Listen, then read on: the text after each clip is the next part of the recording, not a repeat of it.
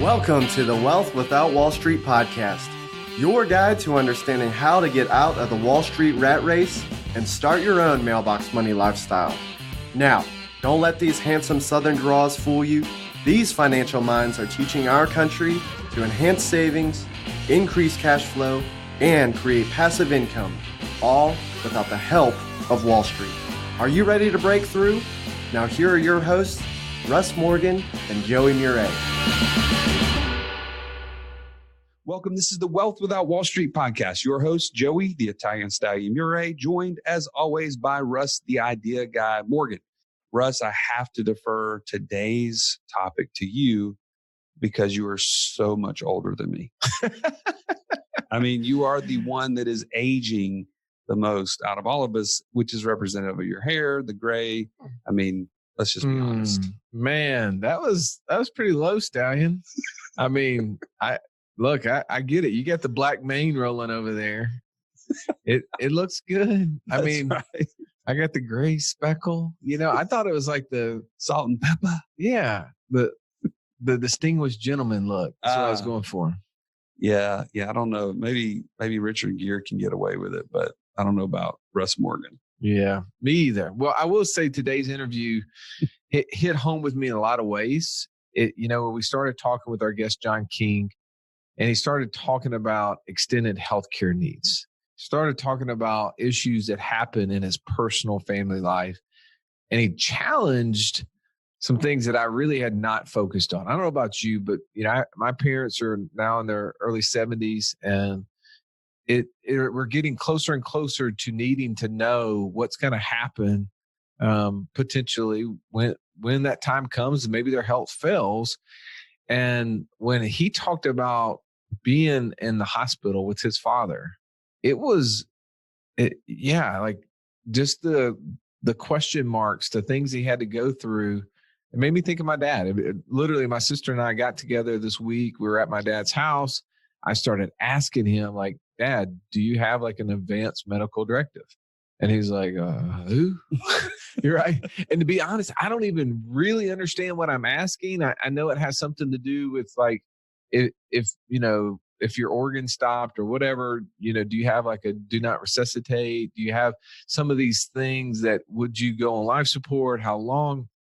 I just know from listening to that story that John shares that we're not prepared as individuals to try to make that decision. And you definitely don't want to make it in the moment.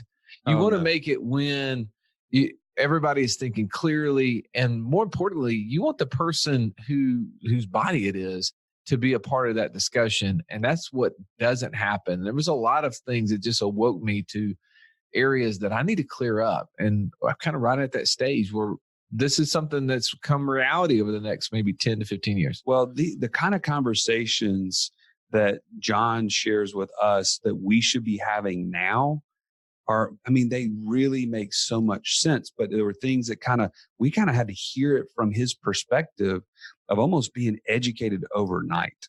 I mean, for lack of a better term, he really got thrown into the frying pan with some of these things. And so his stories really make it real.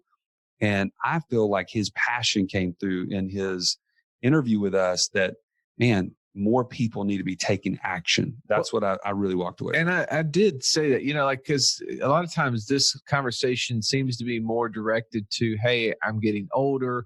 I need to start looking into some of these options. And when he talked about it, what went on with his wife, obviously the statistics don't lie.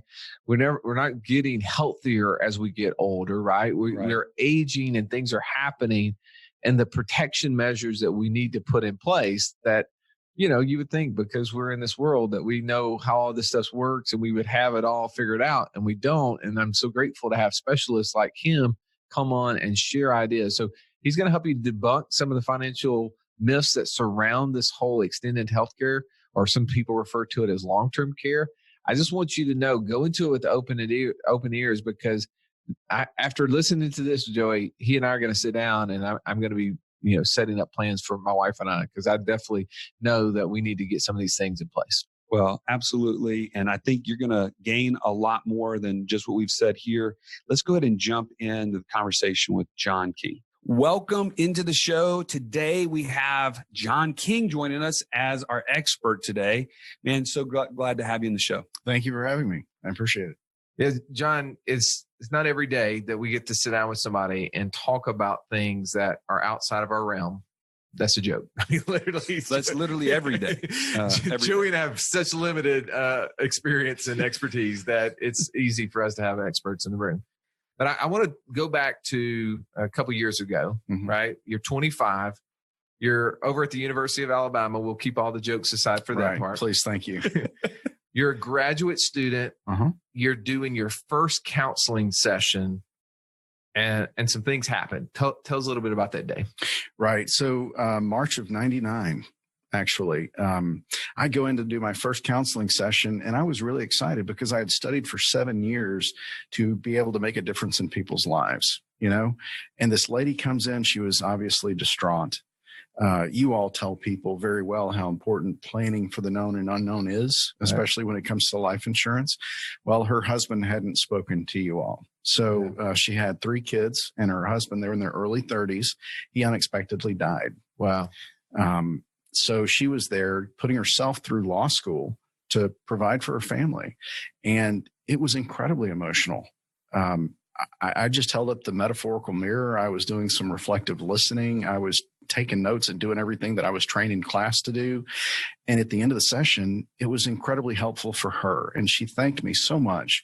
And I felt like I had done some good. So you're sitting there, 25 years old, a mom of several kids, and her husband's just died. And now she's laying it out on the line. You're like, this is awesome that my first experience, this is the conversation I'm thrown into. It was a bit heavy. Not like I just lost a boyfriend, I broke a nail, or Joey, one of his like many experiences that he had in college. This is some serious stuff.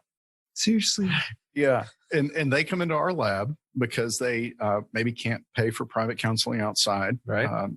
And we provide free service for them. And all right, so you lead that conversation and you're feeling like pumped, pretty good. Man, I was, because look, let's be honest. Psychology degrees aren't what they used to be, you know?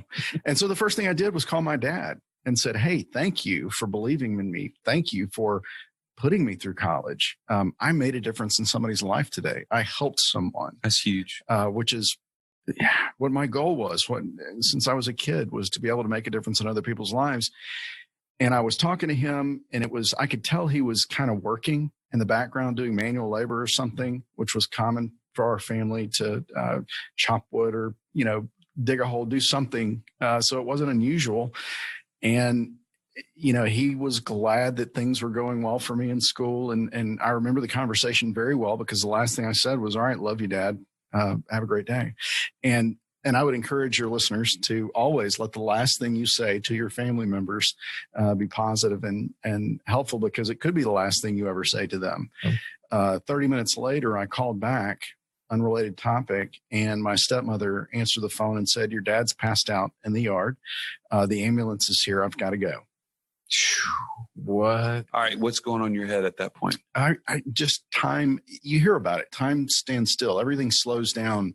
You get the fight or flight kind of neurotransmitters start kicking up in your brain, and you are trying to control those. And I turned an hour-long trip to the hospital into 35 minutes. And when I got there, most of my family was already there. Dad's on life support. And the doctor's telling us, well, you know, it was a heart attack and he was without oxygen for maybe 10, 15 minutes. So we're not going to know a lot until the swelling comes down. And there's a lot of unknown. And when you're in a moment of crisis like that, it's really hard to think straight. You're actually in a chemical imbalance. And, and the family has to make a lot of very important decisions, you know, in the coming days. For us, I slept on a metal chair for 7 nights in the waiting room in ICU. We would go into his room every day and talk to him, and things you see in movies when this happens, you know, sing to him, pray over him, anything, hoping that he would get up out of that bed. But he didn't respond, and we didn't know what to do.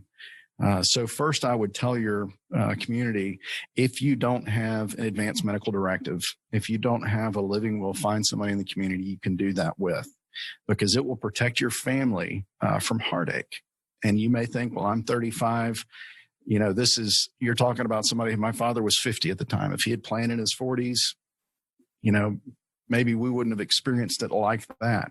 Right. Because it's a chaotic and horrible moment for any family to experience. What made it even more trying for us, and I'm gonna try to say this without being emotional. We found out that had he lived, and the hospital was very gracious to us. They explained next steps very well, but we were going to have to make a decision. He was going to be weaned off of life support, or it was going to be a Terry Schiavo story where he'd be on life support in a facility for the next 10 years, and it's an act of Congress to get him unplugged. Right. So things were happening fast, and we weren't really prepared for that. One of the things I wasn't prepared for is that if he had lived and moved to a facility or was able to go home miraculously, your health insurance is not designed to cover that. Tell me more about that. What does that mean? Right. Nor Medicare or anything else. Your health insurance is designed to get you better. If you have an accident, illness, injury, doctors and hospitals provide the care, your health insurance is going to pay for it. But if you get to a point, which we did on about the 4th or 5th day, where they say this is not recovery care, nor will it ever be. This is custodial care, maintenance care, chronic care. That's all code for long-term care, extended health care, long-term services and support. And at that point, the family is responsible for paying for or providing that care. And at 50, your dad, as most financial professionals would tell people, you don't need this until 60 or older, right? At 50, your dad probably didn't have that sort of coverage. Yeah. And this was 20 years ago when it wasn't as common to have some type of plan in your workplace, right. Or financial advisors. I think we're just learning to put this on their checklist of things that you check off. Really not something that he would have thought about in his 40s 20 years ago. Which is interesting, though, just knowing a little bit in our conversations, your dad worked for a major insurance company. Yeah. Health insurance company, you said. Right. He was in management at our state's largest health insurance company, filled with wonderful people. I want to say that it is a great company. They are a caring company and they have wonderful people there, but it's not designed to pay for your long-term care. Yeah. So we learned that lesson the hard way. And a lot of people come into my office when they're in the moment of crisis like that, and they don't realize that your health insurance, your disability, Medicare, nothing else is designed to pay for this, that family has to provide that care. Now, before we get into more of the details of that, because I definitely think there's a lot of questions we can ask in light of this. One thing you've already mentioned that I don't want to miss, some people may be hearing advanced medical directive. Mm-hmm. What, for those of us that do not know what that is, what does that mean? I would definitely speak to one of your attorneys in the community, but I've already done this. We went to my attorney and they ask you a lot of questions and say, look, if you cannot communicate with your family, what do you want to happen? In the event of a catastrophe right. like this, or you're hit by a bus, you have a stroke, something happens and you cannot communicate well with them. What are your wishes? Do you want to be on life support? Do you want to have a breathing apparatus hooked up to you? Do you want a feeding tube? And they'll ask you different versions of that question. It feels like too many times, but it's just to nail down exactly what you want, what your wishes are going to be, so that if your family is in the moment of crisis, they don't have to guess and they don't have to live with the trauma of sitting around having to make that decision to wean you off of life. So support. While you are of sound mind, you are making that plan ahead of time so that nobody else has to kind of bear that burden. Right. So this is obviously a traumatic moment in your life. It also changed the course of your life in a lot of ways. Explain that, because obviously the passing of your father, you're being exposed to a lot of things that you guys didn't know. What happened next? Yeah. So when I finished graduate school, I wanted to learn the best way to teach other people not to experience something like this, to plan for something like this ahead of time. So I went to a financial planning firm a national financial planning firm, got my licenses, became a registered representative, a financial advisor, right, to be able to train and teach other people. And then I had the opportunity to actually go and start a long-term care product with that same health insurance company that my dad worked for. It was like coming home to a family. Yeah. And I was so incredibly grateful to them for the opportunity, because I felt like, being who they are, we know who they are, that they would have the best leverage to communicate that message to the employer workforce, to their groups. Mm-hmm. And we did that for 10 years. But guys, something happened during that time, about 10 years ago now, that only reconfirmed my passion for educating people on how important this is, regardless of your age. About 10 years ago, my beautiful, lovely wife, in October, we'll have been married 19 years. Yes. She was diagnosed with multiple sclerosis. And that's a devastating diagnosis, especially in your mid-30s. The thing of it is, we already had a plan in place, because I do this for a living. And I thought it was hypocritical for me to tell you how important it is, and I don't have the coverage. Right. So when we were in our late 20s, we bought the biggest, best plan we could. And I was really grateful that we had that plan in place, because in our mid-30s, that diagnosis makes you uninsurable. People don't realize you have to have a plan in place, or most of the times you're going to want to have a plan in place before you're diagnosed with something that makes you uninsurable. And yes, that could be at 35. Yeah, I think the times that I've talked to folks about long-term care or thought about it, there's some internal questions I think people are asking, and they may not verbalize them. You've had two very real experiences that most people may never see. So for that person that says, I don't know that this is for me, like this doesn't apply to me. Mm-hmm. What would you say to that person? I would say the number one reason I'm grateful, and I use that word specifically, that we have a plan in place, is not just because my wife will have a care need at some point in the future. We're almost guaranteed that, right? That's not why I'm grateful. I am grateful because, God forbid, something happened to me, like happened with my father. Right. She will not be the one that will have to provide my care. Yeah. And thereby jeopardizing her health. So it's not just a personal issue. It's how does it affect those around you? Exactly. How have you seen that happen in your experience? A lot of people, it's incredibly emotional. I had somebody come to one of our sessions here recently at a worksite enrollment, and I went through this story and I explained to her the kind of the technical stuff that we'll get into later. And she said, "Where were you 3 months ago?" Oh. And I said, "Ma'am, I've been here for 7 years enrolling this group at your benefits fair every year. I'm so sorry." And she said, "Well, she had a family member who had just been diagnosed with something and was going to have to receive care in home. And this is in November of last year. And it was going to be $7,000 per month for them to pay for that care." And she found out the hard way, like we did in the moment of crisis, that nothing else is designed to pay for that. So they were not only going to have to pay for that care, but provide that care. And I won't get in too heavy in the statistics on this call, but the average caregiver loses about $300,000 in opportunity cost of providing that care. It's not just emotional. It becomes a full-time job. I mean, we've had friends and family who've had to care for a parent or someone, sometimes a child, and it is a full-time job. It is something that consumes you. We already see how it plays out in sports world and other things when people have divorces or have health issues or someone close to them, and how it impacts their life. It is something, though, that you just don't think about, right? It's one of those things where we're rocking along. We've got great businesses. We've got kids involved in different things. And this is, hey, we're trying to be good stewards of our money. We're trying to save up money. We're trying to build passive income streams. And we never think about the fact of what if something happens to me and now I'm put in a position where not only am I, without coverage, but I'm a burden out to the family and everything else. And it causes a lot of strain in the family. I'm going to go back to my days of counseling and psychology. If you've got 3 siblings and something happens to mom or dad, there's a lot of infighting there typically on who's somebody's providing more care. Somebody's not providing enough care. Inequality. Right. Yeah.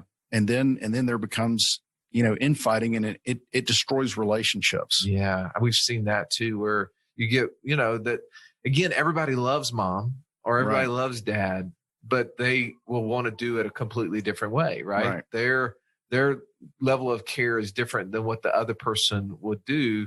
And if it's usually the one who's closest to, and maybe proximity to the parent that ends up providing that care. And then, like you said, we've seen that kind of infighting amongst the other siblings. Yeah, it could be devastating to a family. Well, and if you think about it, you've got a few $100,000, a few $1 million set aside. Everybody's going to want to spend that differently. Yeah. And if you don't already have a plan in place and a directive down to say exactly how that's going to happen, it can be very difficult. So we're letting the cat out of the bag here, right? I mean, what we're talking about is something that's referred to in the financial world as long-term care. Mm-hmm. And it's something that most people avoid because they say, I'm not 80, right? I'm not on my way into the... Yeah, that doesn't apply to me. Right. Yeah. But this is something that applies to a 35-year-old, to a 50-year-old. Let's kind of dig into that a little bit. So here I am. Obviously, you have some very personal stories. You know how this is applied. Mm-hmm. You change careers. You're now teaching people this. You're having these conversations on a regular basis. But I'm sitting here listening and I go, man, is this something I really need to do? So help me understand, when I should take action on this. Is there an income? Do you see people that, hey, this isn't something they should do kind of thing? Talk about that a little bit. Okay. Yeah. We do say, 50,000 in income or 50,000 in assets. And that's kind of a government number. Okay. I mean, there really are guidelines out there. I've had people with less than that who've asked me for a plan, and we found a plan for them because it happened in their family. It was very emotional. They didn't want it to happen to their kids. Right. Basically. So you're saying somebody even with less than $50,000 of income has been able to find a plan that fit for them. Okay. Yeah. And it was just to protect their loved ones, to keep them from having to coordinate that care all on their own, being able to shift that risk, leverage whatever money you do have. So for the stallion over there who doesn't understand how this stuff works, let's break it down very simply for him. Yeah, I'll be your scapegoat. Right. We all know you're an expert, Russ, right? Uh-huh. That's right. Yeah. I mean, I've been in the financial industry for 15 years. Yeah. I know all of these things. I understand all of this stuff, but just for Joey's purposes here. Right. Let's talk about kind of what does a plan look like? One, how do I start? The fear of the unknown to me is the issue. Like, how much will this cost me? Like, what should I, what are the things that I should be, wanting to get when I'm talking to a provider for these sort of things? Like, I just don't know all those basic questions. So for somebody dumb like Joey, let's break it down really simple. You just let it out. You said, for me, you said, I don't know. Oh, okay. Did I say that? Now we're clear. A little bit. Well, and to go back to your previous question, when is the right time to look at this? And I did finally come up with the perfect age. I know exactly when everyone Oh, nice. I'm writing this. Should have a plan in place. So get ready for this. I got my pen. Right. So it is the month before you are diagnosed with something that otherwise makes you uninsurable, or the month before you have a car wreck or an accident or something that would make an insurance company say, we're not going to accept you. So just put that on the calendar. Right. Yes. And you're good. You're good. Set. Just like with your State Farm, you call up. You can't call them up when your house is on fire and say, can I get homeowners coverage now? My house is on fire. And I say that lightly, but there are people who are in a moment of crisis, and it's not funny. Yeah. But that is a good analogy that you can't call them up when you've been in a car wreck and say, may I purchase some automobile insurance now? Right. And the same is true with this, with extended health care. You have to have a plan in place before you're otherwise uninsurable. And your audience understands supply and demand. Pretty basic economic theory. Right. Okay. There are fewer carriers, fewer options in the market than there have been in a long time. And with fewer options and more people wanting it, more people want it, fewer people offer it, supply and demand, they can charge what they want and they can make it more difficult for you to get this coverage. Right. So we're seeing that underwriting threshold become even more difficult, we're having folks ask family history, and they can actually limit the benefits you're eligible for. Did your family have dementia? Because that's a huge risk to the longevity of that. And there's a genetic predisposition, and they say, well, if you've had that in your family, we're going to underwrite for that. So I would tell your listeners, your audience, your community, don't wait. As soon as you feel like you can, have this conversation. Well, I feel like you ever see people post online, like, I was today days old when I learned blank. Right. I feel like that applies here. It's like, I was today days old when I learned my need for long-term care. I need to get a plan in place, have an advanced medical directive. Like, we're talking about some very clear steps people can and should be taking before those things happen. All right. So you kind of hit me square between the eyes. I don't know when these events are going to happen. Right. I wish I had Bill and Ted's excellent adventure time capsule, phone booth, right. Or the DeLorean, right. All of those things don't exist now yet. Yeah. If they were, then we would do that. So we don't have that. So we know, take action. Right. So what does that even look like for somebody? Let's just, again, look at somebody, very physically fit. We'll use me as an example here. Of course. Flipping weights. What does it look like for someone early 40s, devilishly handsome? Right. How does that work? Benefit design. There are so many different options, but we're going to go vanilla right here and not really get advanced in the planning. We'll just straight up traditional, I love vanilla. Right. LTCi plans. A 40-year-old could get good quality coverage from a highly rated carrier, and they could pay $50 a month. They could pay $250 a month. It just depends on, that's the range. Right. Okay, What benefit design they're looking for. Right. But that's without any riders, without any return of premium, without any extras, bells and whistles. So you're saying the first step is just to write a check? Yeah. The first step we usually use, and it's difficult, is to ask some questions. We sit down and have a conversation with somebody and see, where is your health right now?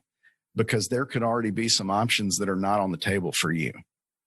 So the first step is for somebody to go reach out to somebody who provides this and kind of disclose their stuff. So what are those questions that they're going to expect to hear in a first meeting, so they're kind of preparing themselves? Right. There are a list of diagnoses that if you've already had, you're uninsurable. Obviously MS, Parkinson's, Huntington's, insulin-dependent diabetics, comorbid with neuropathy or retinopathy. I mean, that's one we get a lot around here is diabetes, insulin. Diabetics. But even something like, and this really surprised me when it first happened to one of my clients, they had a herniated invertebral disc. We all sit at a desk, right, pretty frequently. This lady had sat at a desk. I'm checking my posture right now. Everybody just sat up straighter. We all sat at our desk. She had a herniated invertebral disc, and she was receiving an epidural injection for pain management. Mm-hmm. And it was so she could go through physical therapy. Well, the carrier that we were working with looked at that diagnostic and treatment code and said, this is chronic pain management. You're not insurable. Wow. Well, and you think about that, right? We were all just going through trying to increase our posture, right, pull our shoulders back, right? But what's the one thing that we do every single day where we have this 16-pound nugget on top of our shoulders? And what are we doing? We're leaning over. We're looking at our phone. Is that not putting extra pressure on our back? So we're putting ourselves in a position to have some sort of chronic issue there. Right. Well, and I also hear from people who say, this is never going to happen to me. I'm physically fit. I'm very active. I take care of myself. Well, guess what, Stallion? You are. Thanks for that vote of confidence. Right. You are actually doing exactly what you need to do to cause an extended healthcare need in the future, because according to a Harvard School of Public Health study, there's a direct positive correlation between longevity and the need for extended care. And I know this sounds like rocket science, but the older you get, the more likely you are to need this kind of care. So if you are doing all the right things health-wise, then you're going to live a lot longer, which then is going to potentially have you in that range where the chronic illness would set in. Bingo. Yeah. All right. Well, man.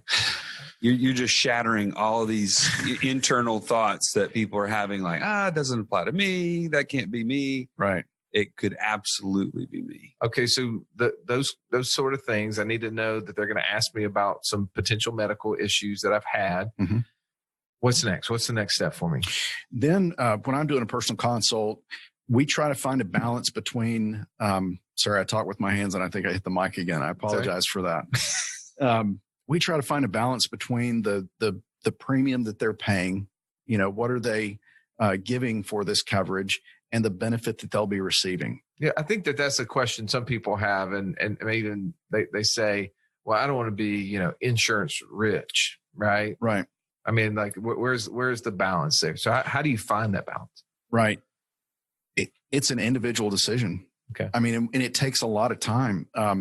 Our average conversation to close is about 3.5 visits per individual that we enroll, mostly in worksite. We do universities, hospitals, NASA DoD contractors, and folks like that. So I don't just sit down with them one time and we figured it out. Right. We go through and talk about how much do you want to self-insure? Because that may be an option for some people. Well, how much of that risk do you want to transfer to a financial institution? And then have professional care coordination by the experts in facilitating your care so your family's not doing it all on their own. And if we can find that balance, showing them what the average cost of care is and average length of care, going over some things like that, that helps get them in the frame of mind of, well, how much do I want to transfer? Well, I think there's a lot of things that we pay for in our life that we would prefer not to have to pay for, but it's just a cost of doing business. Right. And to me, I mean, I'll be honest, like, I don't have long-term care. So we'll probably be having a conversation shortly here after this. But that's one of those things. I mean, good job on getting on the podcast. You hit me. You got me. Today, days old. We need a few more of you guys to sign up on the community. I got to pay for this thing. Right.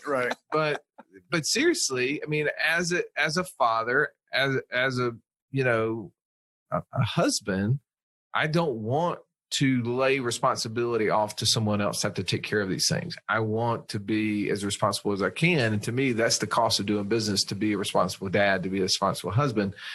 Because at some point in time, if I keep trying to take good care of myself and being around people who are encouraging me like Joey is by eating better and everything else, it is one of those things where that could be part of stuff. I see my father right now. My father has all sort of health issues. I mean, he is an insulin dependent diabetic, and it is affecting all his organs. And that is definitely a genetic disease. And there's plenty of people in our family that have had that. And who knows if that happens. His was onset much earlier, and I've passed that age, but we don't know when that time can happen. So I do think this is something that, hey, I'm just going to chalk up to cost of doing business. Right. Yeah. So I have a question. We've been talking, and this may take us a little bit off on the trail here, but there's some thoughts about long-term care insurance that I think are somewhat antiquated. Maybe not. Maybe you can answer this for us. Some people have said, well, if I don't use the coverage, I've just paid for it for years and years and years, and I get nothing for it. Right. So what, I mean, one, is that true? And two, if not, what's the alternative? It depends on how you set up the plan. And used to, that was the conversation we had 20 years ago at the beginning of this. When I think that's what's embedded in people's Right. minds is what was 20 years ago. Because they were being taught that by what their parents were doing or whatever. Right. And the industry is only 40 years old. I mean, life insurance has been around for 150, 200 years. Right. We don't have a long time horizon of which is the best plan, but we figured it out now. And it's not going to be the same plan for everybody, but it is going to be a plan that doesn't just provide the money, it provides the care coordination as well. So, but do the current ones, if you pay into them and you never have a care need, you just lose all that money? Yeah, used to, that's what we would say. And we'd look at it like your homeowner's insurance. Man, I'm glad I had this coverage. I'm glad I had the protection. But if if I never use it, I'm glad my house didn't burn down. Right. Exactly. But the carriers, the insurance companies heard from the consumer and said, we hear you. We're going to provide options where you can get money out of this if you want to, because a lot of people didn't like the use it or lose it concept. You're dead on. Absolutely correct.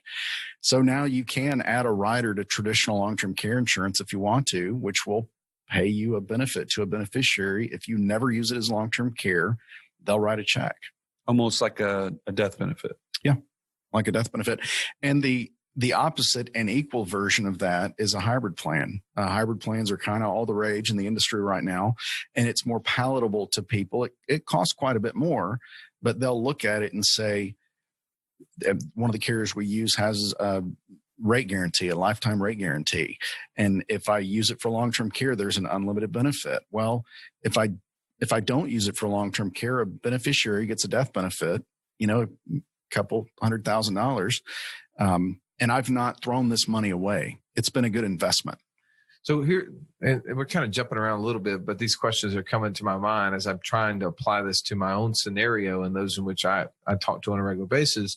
Is how do I know that I don't already have some sort of form of this coverage? So for those of the people who are working for a large corporation, right, you get this million page packet when you start. You just start checking boxes. You're paying for everything. You got cable for your buddy over here.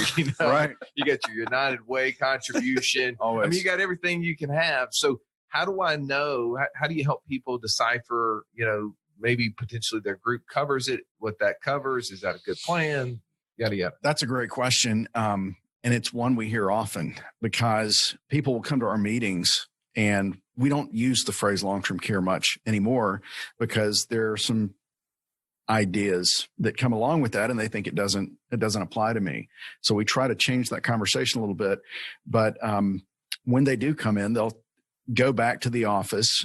We did an enrollment for a 2,000 life company. And the early adopters, the people that came to the meetings first, because they weren't mandatory, they were voluntary, were people that this had happened to. Then they go Real back. life experience. Right. Yeah. So they go back to their office and they say, did you go learn about the new benefit we're offering, the long-term care? And they'd say, no, I've got long-term and short-term. I'm taken care of. Don't worry about me. And they would educate them. That internal champion would educate them and say, nah, it's disability. This is different. It doesn't cover extended health care. You need to go learn about this. So a lot of people think that their health insurance will pay for it, and they learn the hard way like we did. That's not what it's designed for. Others think, well, disability is incredibly important. I'm not saying it isn't important, but it replaces your income if you can't work. You want to keep the water on. You want to keep the mortgage paid. There really is nothing else. And I don't want to continue to let the cat out of the bag, but the stakeholders in this conversation, can I speak about that a little bit? The stakeholders please. In the conversation, the stakeholders are begging you to have a plan in place. Who are the stakeholders? Let's talk about the providers first, the people that are going to be providing your care. The American Medical Association came out with a directive last year. They adopted a policy in their House of Delegates that people should be made to have long-term care insurance through their employer, like other benefits, with an opt-out provision.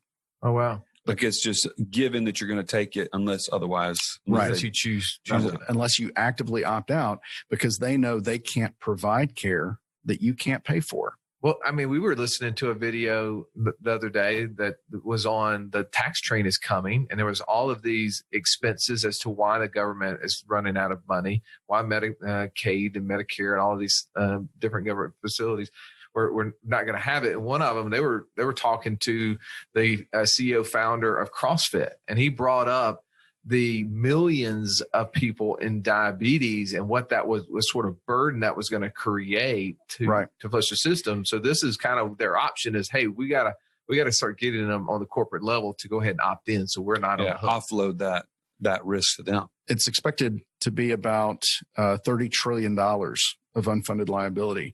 And we've tried, as a nation, we have tried to educate people, but we've failed because first and foremost, Americans don't like being told what to do by the government or anyone else. Sure. And they can't legislate personal responsibility. I mean, they did with cigarettes and seatbelts, but not long-term care. We tried with the CLASS Act, Community Living Assistance Servant Support Program, passed. It was a part of PPACA, and then it was repealed for a lot of reasons that I'm not going to bore you with right now. But it is interesting to know that the other stakeholder in the conversation, the payer of last resort governments around the world, are mandating an LTCi plan in place for all of their citizens. As far back as Germany in 1995, 2.5% of your income goes into your long-term care insurance plan. And as recent as Singapore last year mandated that if you're 30 or older, you have to have a plan in place through your employer. Wow, 30. So they've seen the need for that. 30 or older, you have to have a plan in place through your employer. So I hope this is in the same vein. I don't mean to keep jumping around. Go ahead. But somebody listening to this and they say, well, maybe I'm not in a position to have to get this in place right now, but what about my folks, right? They're at this age where they're starting to see mom or dad slow down a little bit. How does this apply? I mean, one, how would you encourage them to have that conversation?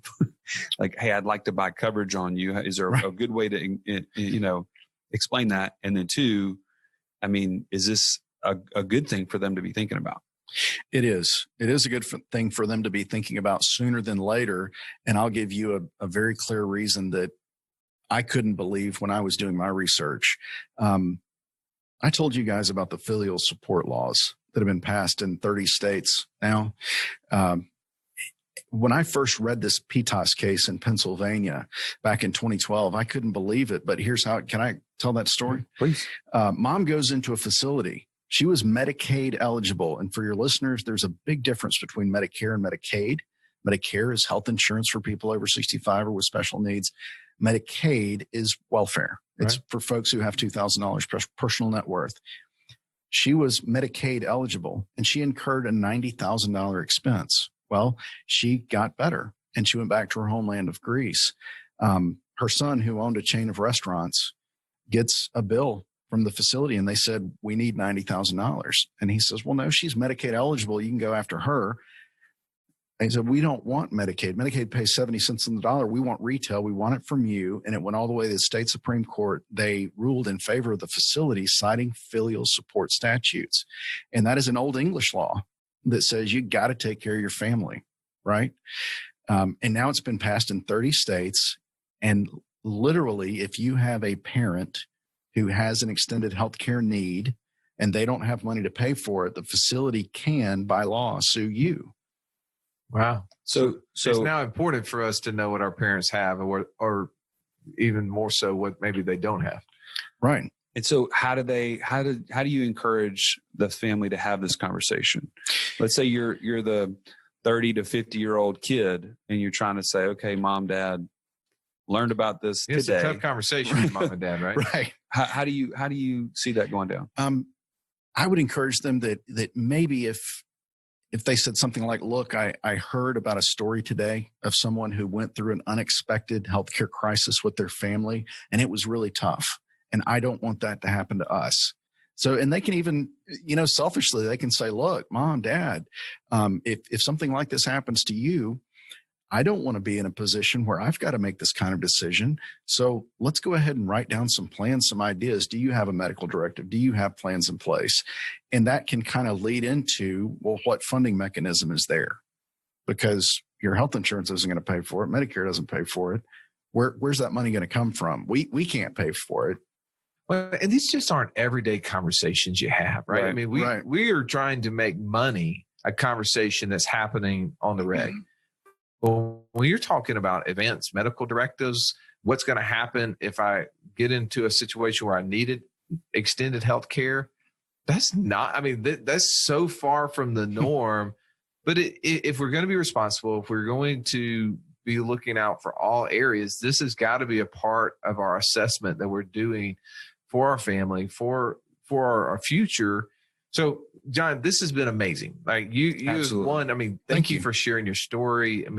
Obviously, what heartbreak to hear about your father at such an early age. And I know that made you grow up years earlier than you probably wanted to on some things with your wife. But just these stories are, it's changing my life. I know that because we're definitely going to get together last question I have here is because I know I said a second ago, 15 years, I was a CFP. These are things that I should know about and I've heard about, by the way, but and this is sort of like a softball question for you. Go ahead. But at the end of the day, I know my inadequacy in this. Like if somebody called me up and said, "Hey, Russ, could you help me with a long-term care policy?"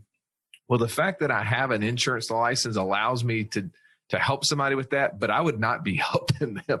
I would be literally hurting them because I would not know those things. What do you say? Obviously we want to, let people know about your company and stuff like that. I'd love for them to reach out to you. But if they're in a situation where they're different state or they'll want to get online and talk to you, how would you tell them to qualify the person that they are going to go talk to about this so that they make sure that they get the right coverage?